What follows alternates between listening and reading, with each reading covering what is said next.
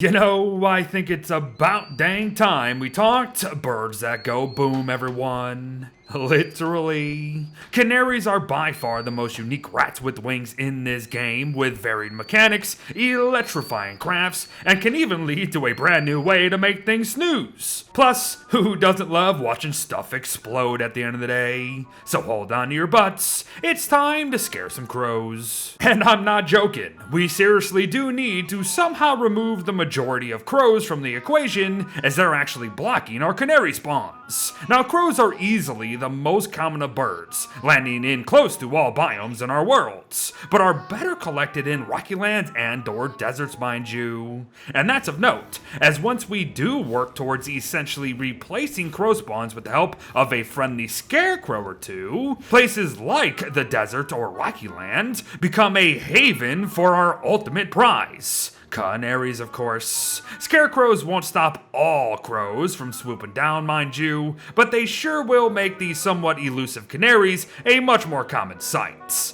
Some things to note here, however. Canaries rarely drop their saffron feathers at a 9% chance per kill, which is definitely the worst chances in the game. They do count towards 2 points of naughtiness if murdered though, which makes them some of the best and most ideal for Krampus bird farms at the end of the day. And finally, yes, they do just operate like all other birds and will occasionally leave behind loot and eat seeds. It's not a bad start, but things do get oh so much better. For you see, there just might be a way to mitigate that absolutely awful 9% drop rate on saffron feathers. Poisoning. If we construct a birdcage in the caves and Toadstool is still alive, a caged canary undergoes a process that takes roughly 6 to 12 minutes of time and sees gas levels continuously rise. And once said gas levels are full, our caged birds will have an 8% chance to become poisoned. However, note that chances will continuously increase with each gas level if the first roll doesn't exactly go our way. But eventually, the canary will get sick enough and we can then harvest the cage for what is called a volatile canary. And more on these very soon. For now then, just remember that every bird is gonna be a bit different. Heck, sometimes timers just reset entirely, as seen here. But yes, volatile canaries. What's exactly their deal, Beard? Well, a lot actually. As seen at the start of the video, dropping sick canaries in the caves leads them to exploding and dropping 1 to 2 saffron feathers nearby. But drop volatile canaries on the surface, and suddenly it's going to seem like the birds are thanking us, as they will now drop 5 to 6 feathers, each guaranteed. Easily the best canary feather farm in this game. Stupidly easy to do too. Well, as long as Toadstool is still alive, that is. And speaking of, in case you didn't know it, volatile canaries can be dropped by Toadstool's cap in the caves to help transform him into Misery Toadstool for a full flippin' day. And while that might seem a bit strange, as the most, it could just mean a tougher fight, the connection goes well beyond that. Proceed to kill Misery, and he will drop a new blueprint for an item called a knapsack.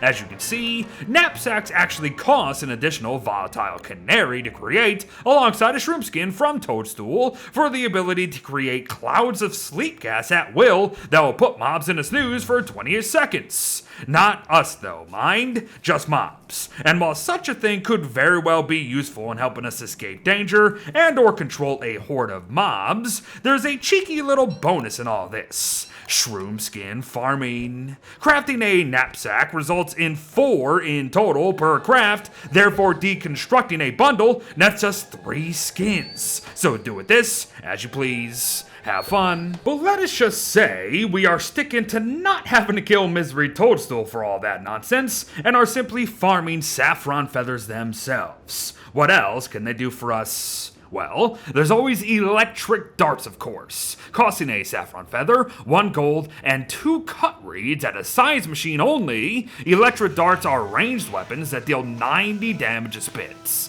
Not as strong as normal blow darts, of course, but close enough. Plus, they are impacted by the electrical damage modifier at the end of the day, so not only will they shock vault goats for potential milk harvesting, but their damage will climb to 150 per dart if mobs are wet. Now merms, depth worms, and tentacles are always wet, mind you, so use these to your advantage for sure. Especially now that you know how to get so many dang feathers. But saffron feathers themselves are not all about murder, folks. They can also lead to better fishing. Alongside a tactical receptacle, we can create a saffron quill float that will turn an otherwise very inaccurate and short-range sea fishing rod and cast into a far more respectable one. More range and better accuracy. It's good stuff. I mean, all the other bird floats do the exact same flippin' thing, but still, this one's yellow and rarer and cooler, so get it. But finally, more murder to wrap up the day. For you see, if we kill a volatile canary through any other means, we will be getting nothing but rot. Now, this is a very involved way to end up in a pile of rot, so I would pay attention out there as you want to get them sick and make them explode. That's it.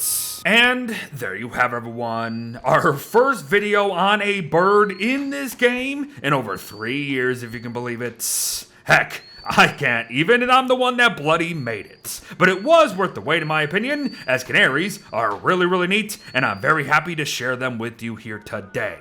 They're very explodey too, so be sure to use that to your advantage. Oh, and don't forget any of the toadstool connections, as if you do go the extra mile, you really could get a lot of shroom skin, and that means a lot of essentially permanent base lights. It's good stuff. But thanks for watching, folks. Well wished to all. Misery loves company. And maybe, just maybe, we will be revisiting some more birds, as since the last time we did any of this, there were no puffins. But I'll see you in the next one. Bye-bye.